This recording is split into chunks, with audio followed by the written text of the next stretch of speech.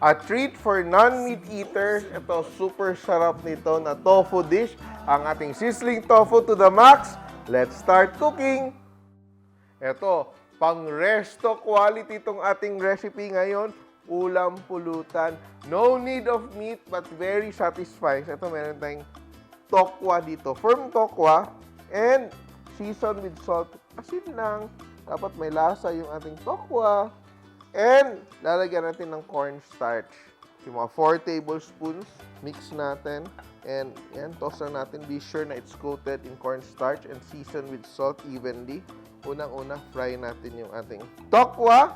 Diced into pieces. Yan.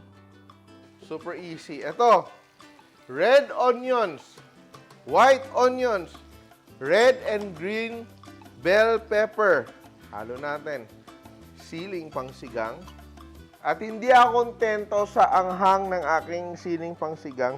Dadagdagan ko pa siya ng siling labuyo. Sarap niyan, for sure. Mix, mix, mix.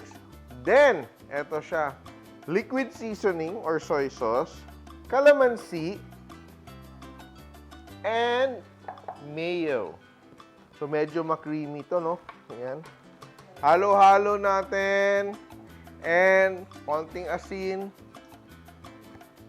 Konting paminta. And, ito yung ating tofu. Konti na lang, magiging very crunchy siya outside. Hello mga ka-Simpol! Don't forget to grab copies of my Simpol Cookbooks available on Lazada and Shopee in the Philippines and on Amazon internationally. Add to cart na. At luto na yung ating tokwa. Ready to assemble na tayo. Wala na tayong cooking. Mainit na yung ating sizzling plate. Toss natin yung ating fried tofu with our dressing. Mahiwagang butter or margarine. Sizzle, sizzle, sizzle.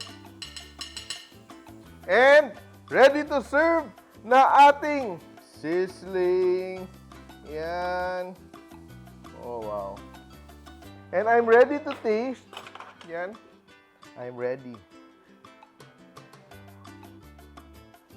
Ay, sakit. Sakit. Ang sarap. Ito na siya. At sigurado akong patok na patok tong recipe natin today. Try this at home.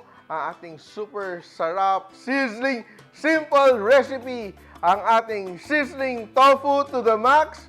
Simple! Please like and share my videos. And if you like more recipes like this, please click here to subscribe. And don't forget to hit the bell button to get notified. Simple!